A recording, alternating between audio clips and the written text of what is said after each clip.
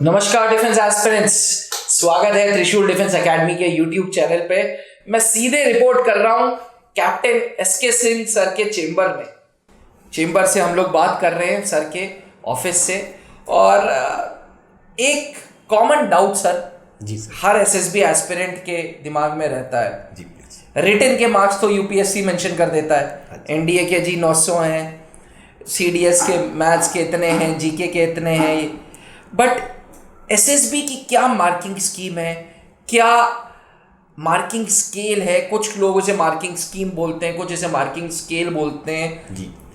कुछ कह रहे हैं, कुछ कह रहे हैं। कितने हाईएस्ट मार्क्स एसएसबी में अचीव हो सकते हैं, कितने लोएस्ट में बच्चा पासेबल कहलाएगा, फेलेबल कहलाएगा, नॉट रिकमेंडेड कहलाएगा, मेरिट आउट कहलाता है। तो ये सब चीज़ें जानने के लिए हर एक कैंडिडेट बड़ा इच्छुक है to know what exactly is the marking scheme of SSB interviews. अच्छा, चलिए, बहुत अच्छी बात है सर, अच्छा क्वेश्चन था ये। इनफैक्ट जो एसएसबी होती है ये 900 नंबर की होती है जी, और हर असेसर के पास 300 नंबर होते हैं देने के लिए, बट वो देते हैं 225 में से, और 75 मार्क्स जो रोके गए हैं उनके, वो 75 इंटू 3 इट अगेन बिकम्स 225, और ये हो जाते हैं कॉन्फ्रेंस पॉइंट बोलते हैं इनको लोग, या इन्हीं को हम लोग ट्रेनेबिलिटी पॉइंट्स बोलते हैं। कौन से पॉइंट्स? Trainability points. ये क्या होते हैं? Training available in any individual, जो ट्रेनिंग, क्योंकि ऐसा तो होगा नहीं कि आज इनको रिकमेंड किया जाए और कल ही जो है इनको कमीशन करके किसी रेजिमेंट में भेज दिया जाए। तो पीछे जो ट्रेनिंग है इनकी, है ना, वो हर जगह एंट्री की अलग अलग ट्रेनिंग है।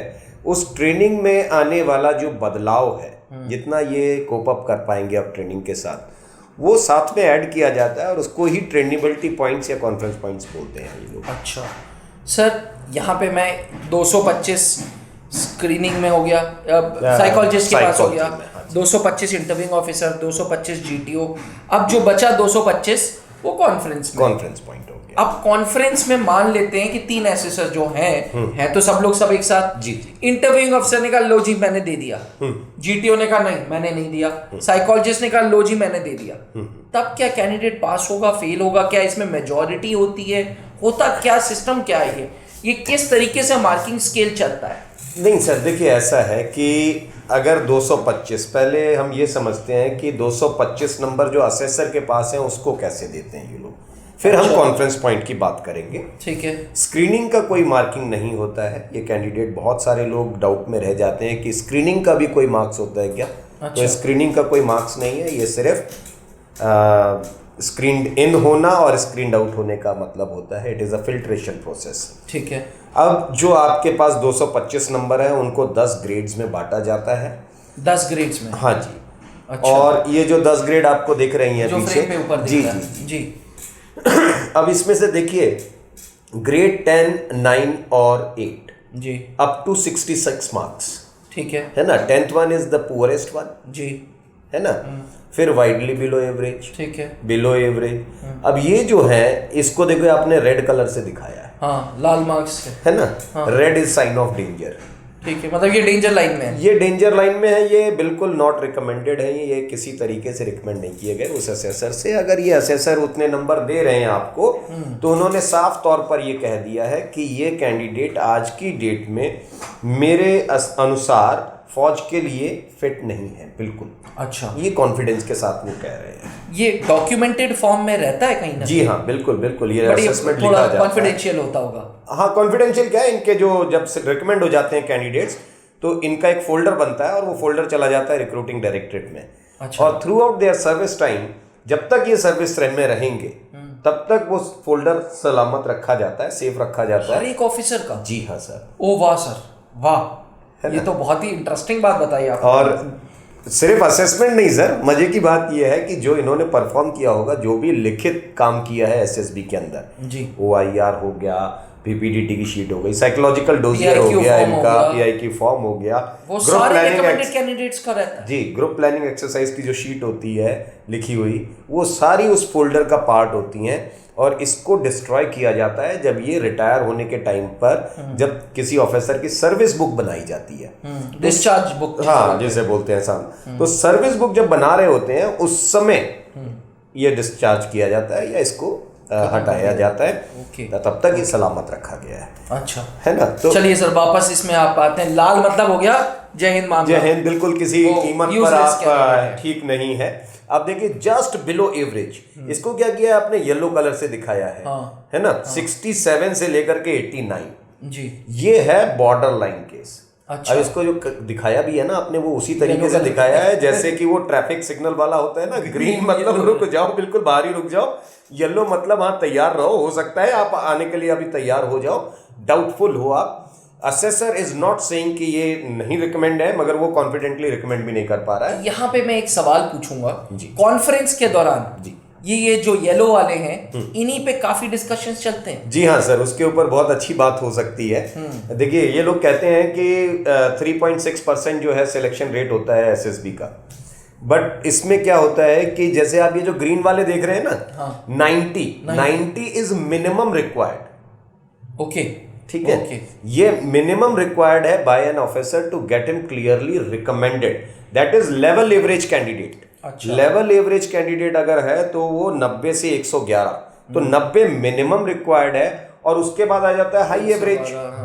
हाई एवरेज जो आपका जो 112 से लेकर के 134 नंबर तक जो आता है, तो आप ये भी मान के चलिए कि 120 के ऊपर जल्दी कोई देता नहीं है। नहीं देता। बाकी ये नंबर तो सिर्फ देखने के ही रह जाते हैं, कोई देता नहीं है। उसके बाद फिर अगर कोई देता भी है तो ब्रीफ नोट भी देना पड़ता है लिख करके कि इतना एक्स्ट्रॉर्डिनरी क्या देखा हमने इस कैंडिडेट के अंदर। अच्छा। तो वो लगाना पड़ता है। बीइंग अ जीटीयू एक्सपर्ट, आपने कभी अगर मार्क्स दिया, मैक्सिमम कितना दिया? मैंने अगर सर दिया तो 115 के आसपास दिया है। जो अच्छे कैंडिडेट होते हैं 115 120 के आसपास आता है, इससे ज़्यादा नहीं आता है। बहुत एक्स्ट्रा ऑर्डिनरी कोई आता है तो ठीक है 125 हो सकता है। तो मतलब हम अपने व्यूअर्स को ये बता दें कि 225 में से 90 तो बॉर्डर लाइन भैया पार करनी है। 90 तो चाहिए आपको अगर आप उससे रिकमेंड होना चाहते हैं उस असेसर से। तो पीले वाला जो है वो 90 है। और जब आप कॉन्फ्रेंस में आएंगे तो तीनों असेसर अपनी अपनी असेसमेंट पढ़ने के बाद वो कॉन्फ्रेंस हॉल में अपने नंबर जब बताएंगे, तीनों का नंबर जोड़ करके अगर आप 240 से नीचे रह जाते हैं, सपोज तीनों के जो ऐड किए गए नंबर 225 हमें से जो आया आपका, और उसमें से देखा गया कि आप रह गए 225 पे, तो it means you will not be discussed और your case will not be discussed into conference, आप सीधा बाहर चले जाएंगे। ओके। तो वो जो दोनों कॉमन से क्वेश्चन होते हैं कि how was your stay in this selection board and would you like to give any kind of suggestion for any improvement in this selection board, वो क्वेश्चन पूछ करके आप बाहर चले गए। तो ये क्लियर केस है जहां पर वो कैंडिडेट बिल्कुल 240 टच नहीं कर पाया। सर एक क्वेश्चन यहाँ पे पूछूं प्लीज? Ji please. कई बार हमने त्रिशूल डिफेंस एकेडमी के कैंडिडेट्स, जब आप लोग बच्चे चले जाते हैं, कुछ रिकमेंड होते हैं, कुछ नॉन रिकमेंडेड होते हैं, तो वो बोलते हैं कि सर हमारी कॉन्फ्रेंस थोड़ी लंबी चली, हमसे एसआरटी पूछ लिया। मैं बिल्कुल उसी बात पे ही आ रहा हूँ सर, आप ही की बात पे आ रहा हूँ। अगर ये तीनों असेसर का नंबर जोड़ के 270 के ऊपर निकल जाता है कैंडिडेट, 270 टच कर ले या इसके ऊपर पहुंच जाए, तो वो क्लियरली रिकमेंडेड है, उसके ऊपर भी डिस्कशन नहीं होगा। ओके। सवाल ये आता है कि जब वो डाउटफुल हो गए, 240 टच कर लिया मगर 270 टच नहीं कर पाए, ऐसे केसेस के ऊपर फिर डिस्कशन आता है।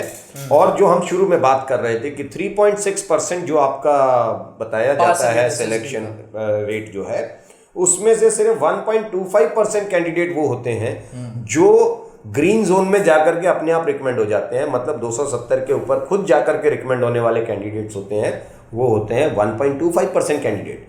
बाकी कैंडिडेट 2.35% कैंडिडेट अभी भी रिकमेंड हो रहे हैं। वो कैसे रिकमेंड हो रहे हैं? वो आते हैं डिस्कशन के थ्रू। तब president of the board will invite other assessors to come up for discussion. Okay. And now on they will be start discussing on the case कि भाई इनके कितने नंबर बढ़ाए जा सकते हैं, क्या हो सकता है। तो वहां पर जो चीजें बहुत मायने रखती हैं, ये बहुत सारे बच्चे समझ नहीं पाते हैं। ये जब OIR टेस्ट देते हैं ना सर, तो OIR रेटिंग जो उनकी होती है, वो OIR रेटिंग बहुत मैटर करती है इनकी कॉन्फ्रेंस में। जी हाँ। अगर OIR 1 केस है तो उसमें नंबर जल्दी थोड़े से बढ़ जाते हैं। अच्छा, ठीक है। ट्रेनेबिलिटी जो होती है, अब ये ट्रेनेबिलिटी का जो चार्ट है वो DIPR तैयार करता है। अच्छा। तो वो अब उस चार्ट में ये देखिए आप कि अगर मान लीजिए, पहला तो सबसे इंपॉर्टेंट चीज क्या है, आपका प्रेजेंट परफॉर्मेंस।